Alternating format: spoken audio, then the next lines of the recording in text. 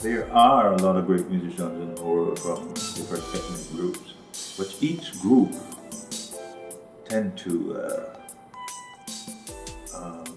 control or tend to do better than another group with their own music. Because I'm just keeping things very simple. You're more versatile in your music than other people's music.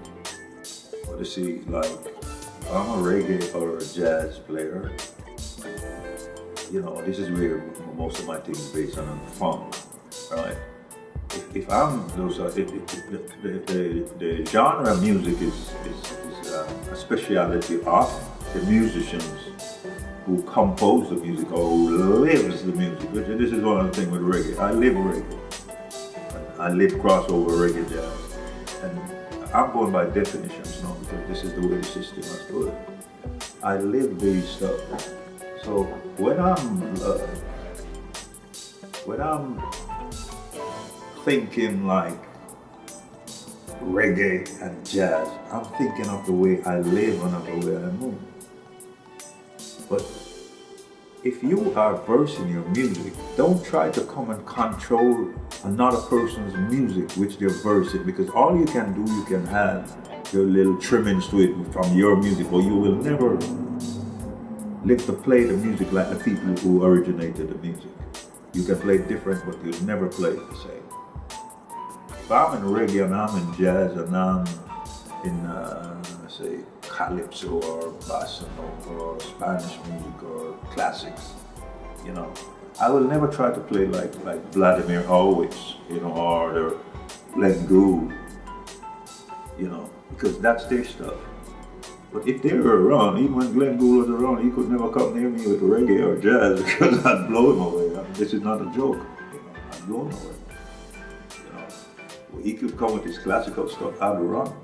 Don't come mess with me with my music. It's not that we're trying to show off. If we, you know, take Miles Davis, Herbie Hancock, John Coltrane, Ron Carter, I can call these guys, Wayne Shorter, you know, Jimmy Simmons, Ernie Randlin, which we have to put up there, and our own Jamaican Monty Alexander. These guys are top, you know. Only thing, I tend to go for Miles and Herbie because they're more creative. You know, there's certain things when you change music every 5 years, like Miles usually do, or every maybe 2 years, you see in that person this creative ability or this creative attitude which inspires you. And you learn from the greats.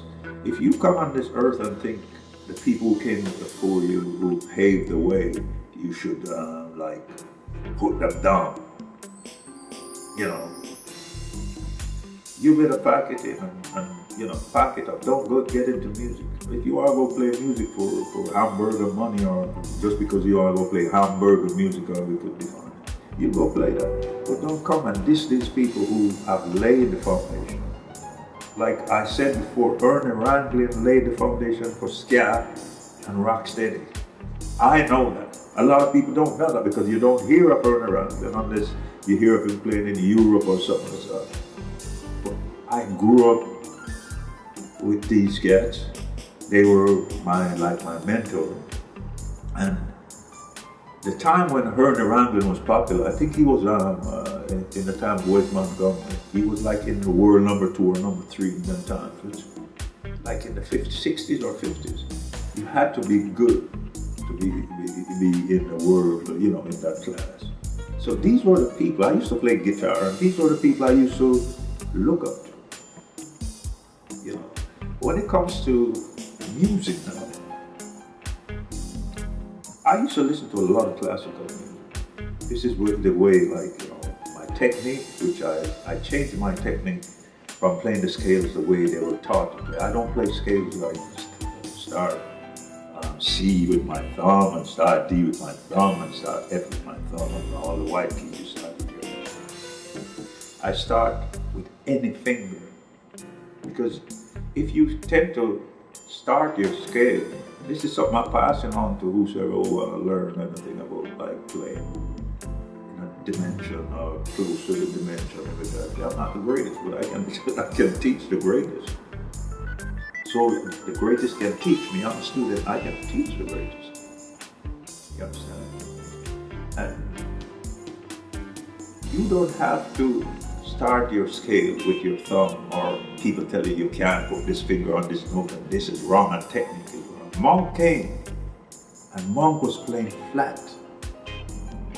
And they said he was playing bad.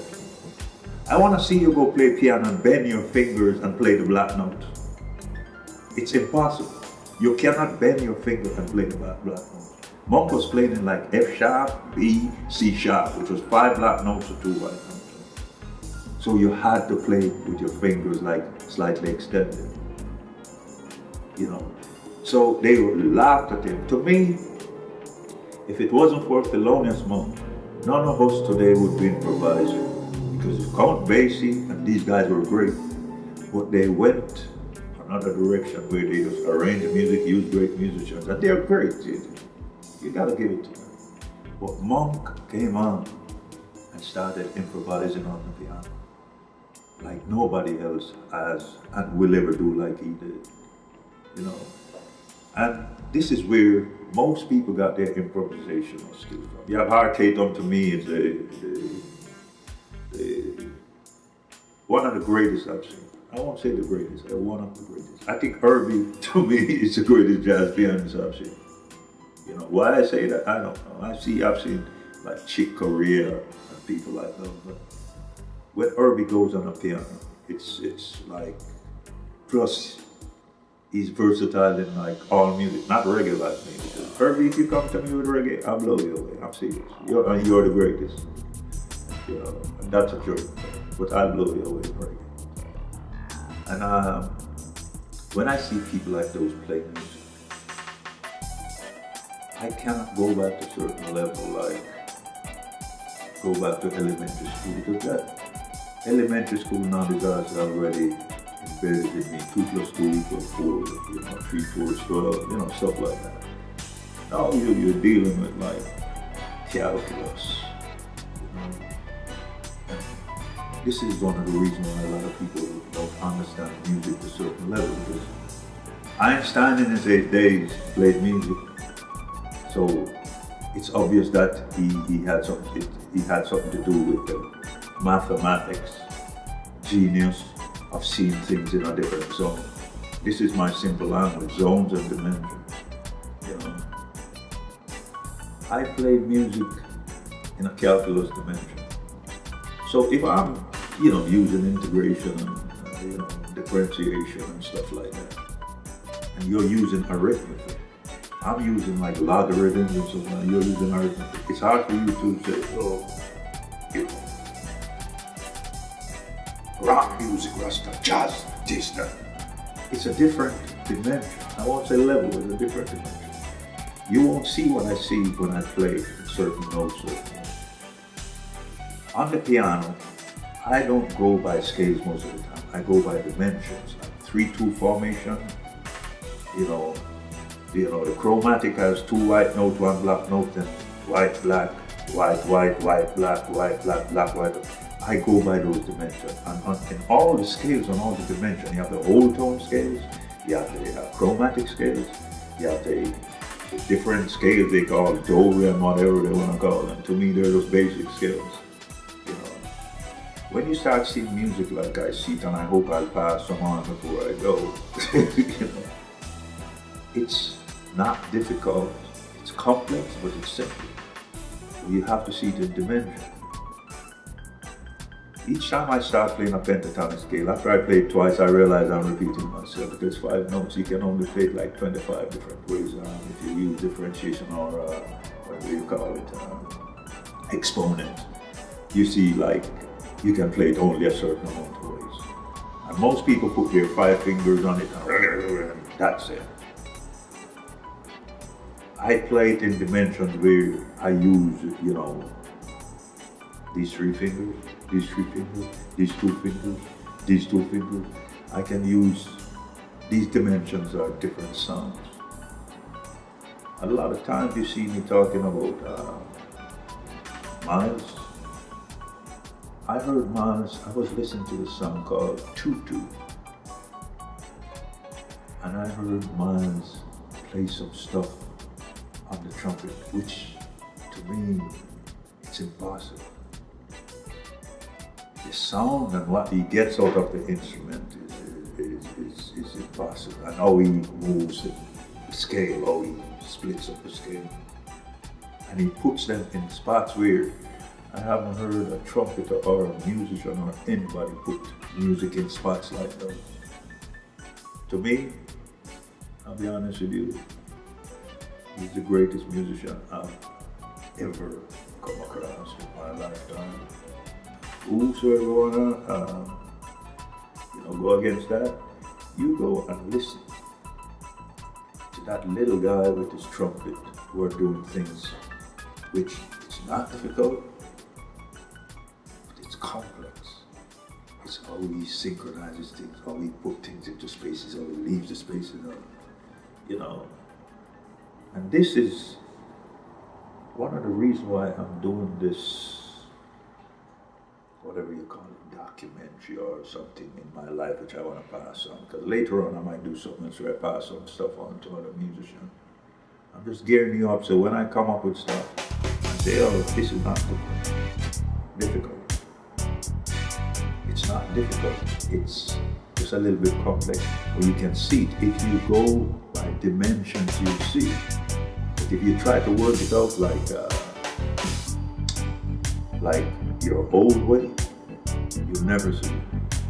Because everything has a pattern. You got 3 black notes, you got 2 black notes. Anywhere you see 2 black notes, you see 3 white notes. And anywhere you see 3 black notes, you have 4 white notes. And that's music. So if you try to pick one pattern to play, you won't see what I'm seeing. And you won't see what Herbie and these guys are seeing. The ROH someday, because you have to check music out and interpret it. And this is one thing I want to pass on to most of my reggae friends. We have a great music, and the music is so high, people think it's just bass and drums, but it's a heavy music. But we have to develop our technique.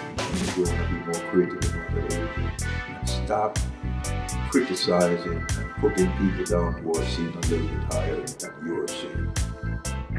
2 chords after a while, or 3 chords get old.